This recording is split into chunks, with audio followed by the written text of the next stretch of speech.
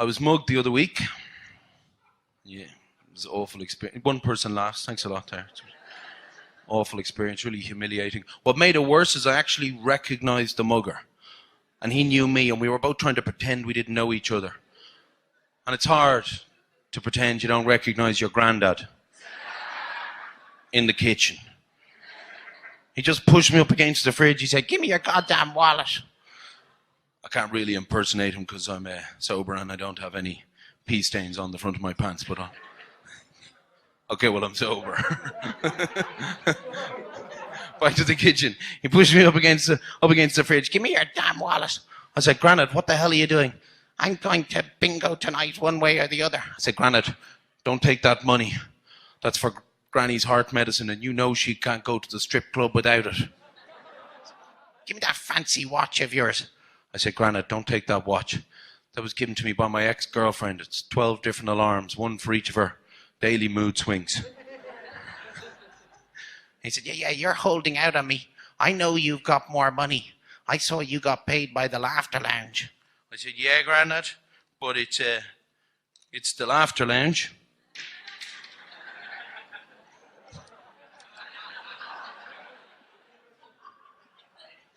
He said, "Put the crap in the envelope and give me that ring." I said, "Grandad, don't take that ring. That was given to me by my aunt, your sister. It was weird when she proposed. But the honeymoon was amazing." It's okay, my family are from Cavan.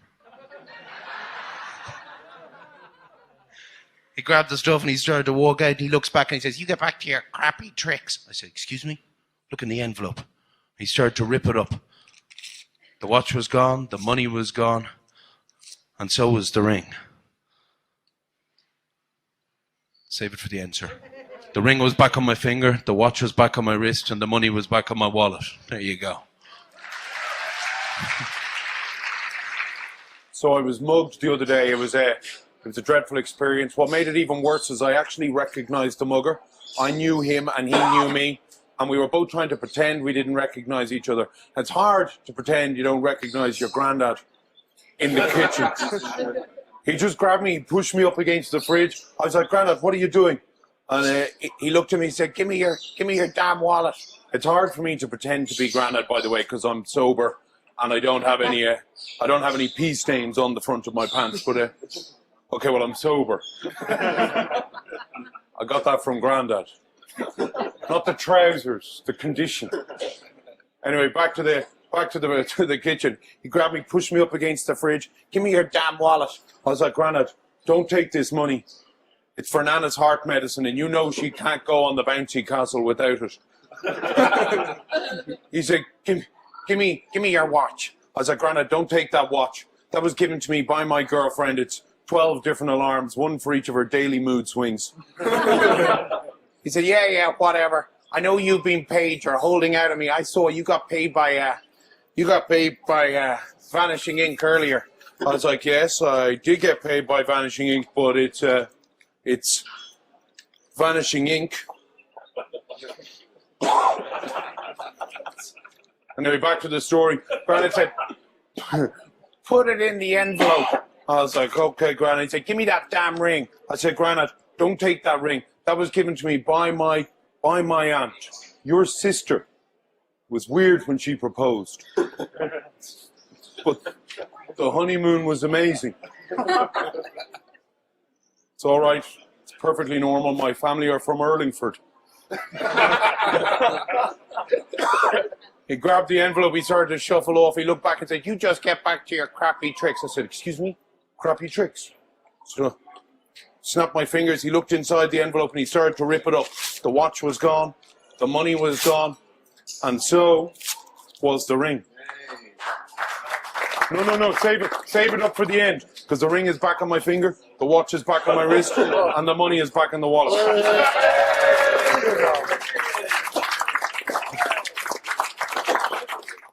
Hi there, Jack Wise here. Thank you very much for buying this trick. It's a routine I've been using for the last 10 years, performing it in comedy clubs, corporate events, and also doing strolling magic close-up. I should firstly tip the hat to Oswald Ray, who is the inventor of it. in the 1950s, he actually used a slightly different version with a scarf, which was for vanishing the items, because I believe at the time that's what you would use if you were robbing somebody, to conceal your identity.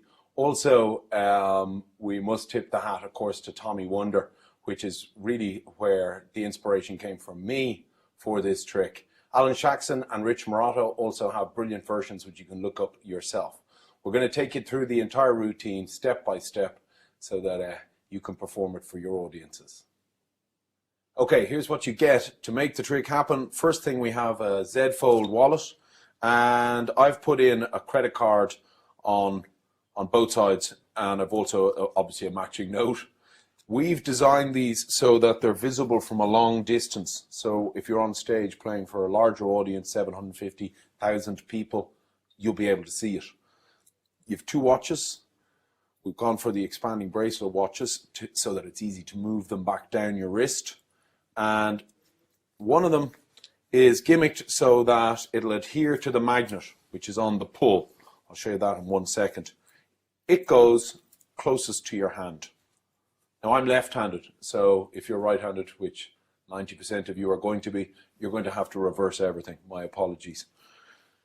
An envelope, you can use any envelope. I recommend the cheapest you can possibly get. Go down to the dollar store. These are white. The larger the envelope, the easier it'll be for you, and I'll show you why in just a second. Here we have the magnet, which is attached to just to the corner of the pocket.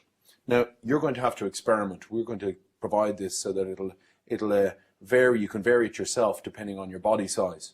What you want is that you have enough pull to bring the watch, the money, and the ring, or the watch, not the ring. The ring won't be going into the jacket. The watch and the ring, the watch and the money into the jacket without it hitting on the opposite side. If it's hitting on the opposite side, you've got to tell. The audience are going to spot it. So you want to either slacken the elastic or move it closer to the edge of your jacket.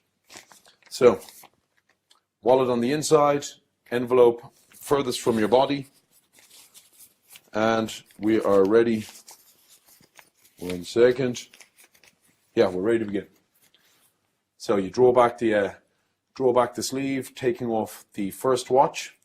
It'll automatically close because of the magnet in it. You draw down the second one, being careful not to flash the watch. You then reach in, taking out the wallet, remove the money, and I always put the empty side, the side I've just removed the money from, in closest to my body. I know that obviously the money is on the opposite side for when I'm doing the revelation at the end. You put the two together, and then as you reach in, supposedly to get the envelope, you're going to pick up the magnet, covering it with the envelope, which you draw out. Now, I wear black shirts typically on stage. If you wear a different colored shirt, you've got to be very careful about flashing. So here's how you prevent any possibility of it flashing. You remove the envelope just far enough so that you can bring your hand around. And by doing that, there's no possibility of the elastic actually flashing on a white shirt. Connect the magnet. And now you have the watch pinned in place with the money. You then rotate around, opening up the envelope, and you're going to put the entire package into the envelope. Now, look closely at the positioning of the envelope, because I have the furthest corner is at the tip of my jacket, just on the edge of the jacket. This means when you put in the items, let me just turn this way so you can see. What I do is I extend both my first finger and my little finger, which hit either side of the envelope, as I feed the package around the edge of my jacket. It falls almost in a pendulum motion. And because of the length of the envelope, it covers it. There shouldn't be any flashing. You're then going to remove the ring. And what's happening from an exposed perspective, you're going to put it onto your finger as you flick the bottom of the envelope with your middle finger. And this gives the illusion of taking it and dropping it into the envelope. Bring out your hand, showing that it is in fact empty. You then do your magic gesture. You tear the envelope in half, and the ring is on my finger all the time. Tearing in half, in quarters, And now when you throw them in the air, as you throw them in the air, I throw up my left hand, your right hand is going to drop. The finger, the thumb with the ring on it being concealed behind the other fingers, is going to drop away. As you throw them in the air, what's happening on the other hand is you're loading the ring onto your middle finger. Throw them in the air. As they flutter to the ground, you hold your hands in this position. This was showed to me by Dan O'Donoghue, an Irish magician, and thanks, Dan, for allowing us to use it on this DVD. You're closing your fingers like that, which gives you a good exposed, empty hands.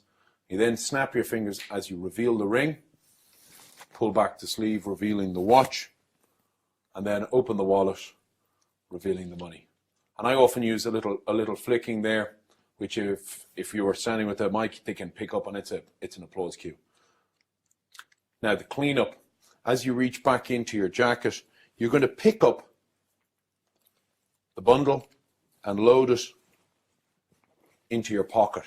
So you're now free to go on with the rest of your show. You can even open up your jacket and show that there's nothing hidden, nothing untoward. Now that you've got an overview of the trick, let's go through some of the finer points in a little more detail. Firstly, when I take out the money, I'm quite careful to show the audience so that they can see that the wallet is in fact empty.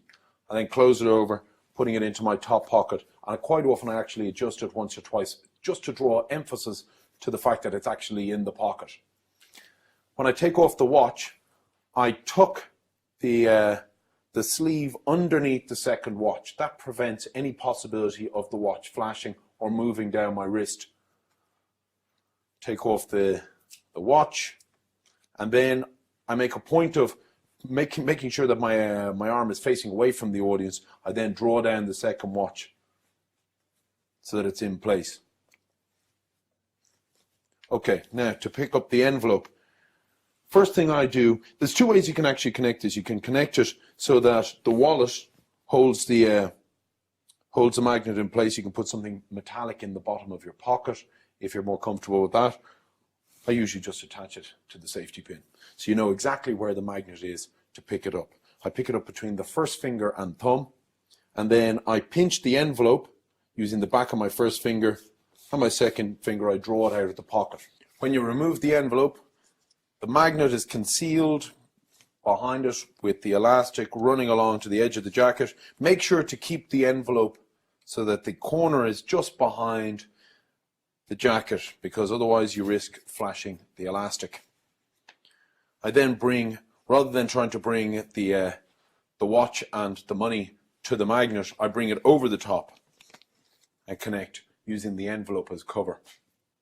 Once you've connected, you're free to move around without any real risk of flashing the elastic, because it's following the contour, the line of your arm.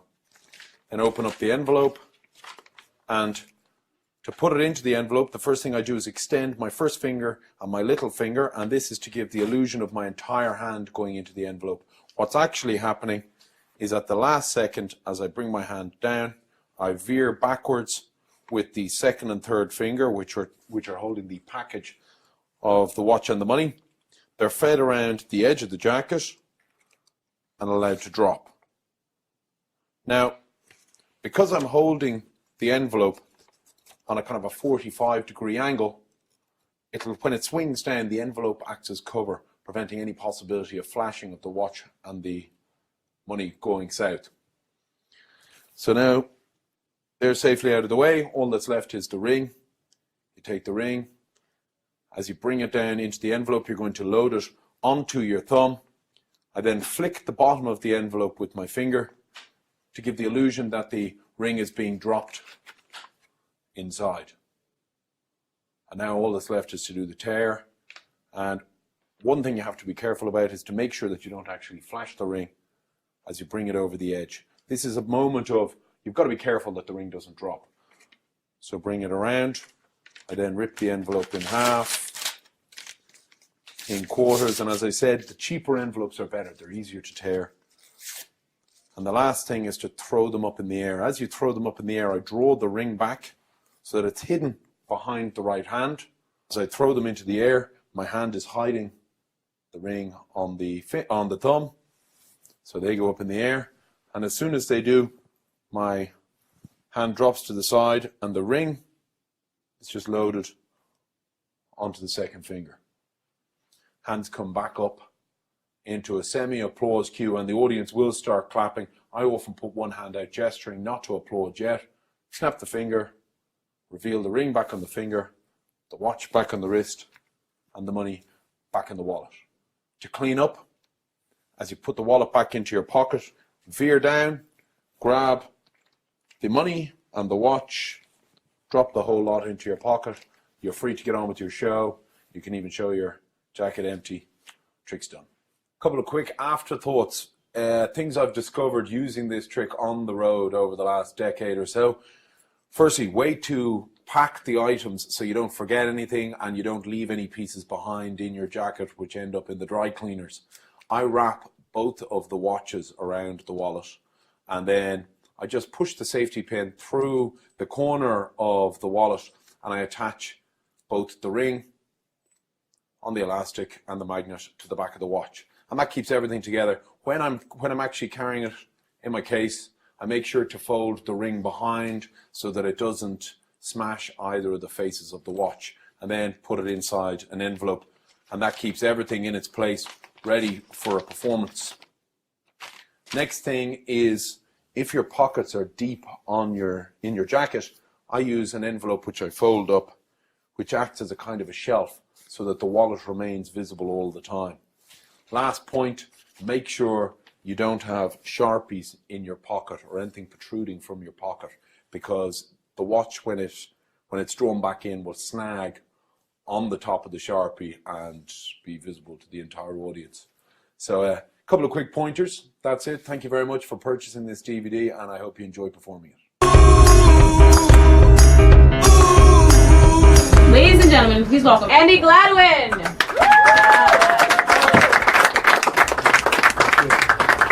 So I have good news. One of you is going to get a chance to win 3 of my most prized personal possessions. All you have to do is answer 3 questions correctly. You get them all right, you win all 3 prizes. So let's start by playing for my watch. And tonight's contestant is going to be you, sir. What is your name? Todd. Todd? Yes. It's the first question answered correctly. I'm very impressed. Good work, Todd. It does get harder though. Okay. Let's up the ante. We will play for some money. Let's play for 100 of your American dollars. Todd, this question much more difficult. Are you ready for the second question? Yes. That's the correct answer as well. I'm very impressed. Let's give it up for Todd, everybody. This is your prize envelope, Todd. Everything goes inside. So far, we're 2 down. The last one it does get more difficult, though. The ring goes into the envelope. Todd, the final question. What 3 prizes did I place inside the envelope? Your watch, $100, and a ring. See, I'm afraid that's not correct. I didn't place anything inside the envelope. You see, the watch is still on my wrist. The ring is still on the finger. And of course, the money is still in the watch. So I made a few tweaks to how I perform Jack Wise's routine, and I thought I'd share them with you here. Firstly, I've placed a safety pin in the lapel of my jacket. I just placed it through from this side, and then I use the magnet and I attach it to that safety pin. This means that when I get the hook up, I'm already there. It's so easy to do. So let me show you what happens. Take the watch off. I'll put the note in, but I won't do that now. And it's all secured. Now I come up to my pocket to get the envelope, and as I do, I just kind of twist my hand around. That automatically connects it to the magnet as I remove the envelope from my pocket. Now the reason this is quite useful is Jack has another way of doing this, as you've already seen the explanation. But this way, I'm immediately hooked up. I don't need to move the watch forward and do the hook up. I'm already there, so that when I then do the fake place into the envelope, it's so much easier, at least for me. It's a kind of really smooth way of doing it. Let me also talk quickly about my routine that I use. Jack has a really great presentation. He's a stand-up comedian, and I think it really shows in the presentation. But for me, I always thought the idea of doing mugged, it didn't really suit my personality. And the reason is, I don't think the audience would think that I have been mugged, because I would probably have a black eye and I would definitely lose if there was a fight. So it doesn't seem very believable for me. So you know, other people it does. You know, Jack's presentation is hilarious with his granddad beating him up. but I applied it to a different presentation. Mine is simple. I say I'm going to let somebody have the chance of winning 3 of my most prized personal possessions. So we play for my watch, we play for my money, and for my ring. And then I have 2 kind of comedy questions. The first one, so I say that they have to answer all 3 questions correctly, and if they do, they get to win all 3 prizes. But if they don't, if they get one of them wrong, they win nothing. So the first question, I say to somebody, hello, what's your name? He says his name's Dave, and then I say, it's correct, you got the first one right. So that's the first question covered, and it's just a fun idea, gets a little laugh. And then I say the second one is much more difficult. I'm going to play for some money. I say now, are you ready for the second question? The guy says yes. I go, correct, you got it right. So that's 2 down, 1 to go. So it's just kind of a funny little thing that they weren't expecting the questions to be that silly. But then it gets real for the last one. So at this point, I'm holding the envelope, the ring has gone in, and it's on the back of my thumb using Jack's exact handling. I haven't really changed any of the handling other than the idea of having the hook up here. So I say for the final question, if to get this one right to win all 3 prizes, what 3 objects did I place inside the envelope? And they will do one of 2 things in my experience. Almost certainly they will get it right. They will say the ring, the watch and the money. Or secondly, they'll start to struggle and the audience will help them out.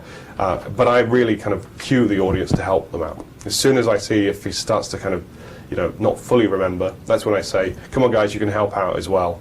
Once he says all 3 objects, I say, actually you're wrong, I place nothing inside the envelope, I rip up the envelope, throw it in the air, and at this point I have to change the presentation slightly. I can't say, and the ring is back on my finger, the watch is back on my wrist. Instead I have to say, the watch is still on my wrist, the ring is still on my finger, money is still in the envelope. Otherwise it wouldn't really make sense, because apparently I placed nothing inside the envelope. Sometimes, by the way, the guy might make a bit of a joke. He might say, oh, this is what happened a couple of days ago. Don't ask me why. He said you placed the watch, the money, and some false teeth inside the envelope. True story. I don't know why he said that. I guess he was trying to get a laugh. So at that point, you just adapt to what you say before you rip it up. You go, you were so close. You could have won everything. But now I'm afraid you win nothing. Then you rip up the envelope and throw it. So you can always adapt your presentation to what he says. So I've really loved performing this routine. I think it's a really practical routine. You can use it in walk-around magic. You can't do any other mugged in a walk-around situation. And by adapting the script, I've been able to create something that's kind of in the moment. I'm creating a piece with the audience. The audience are fully involved, and I use it as my opener for a lot of routines because it's very quick. My presentation is edited down so much that it lasts about 1.5 minutes. So immediately you involve not just the one guy, but the whole audience because you can bring them in. And I think that's the best kind of opener, and it's very magical. So thanks to Jack for such a great trick, and I hope you enjoy playing around with this handling, which is the idea of having the magnet against the safety pin, and the presentation too.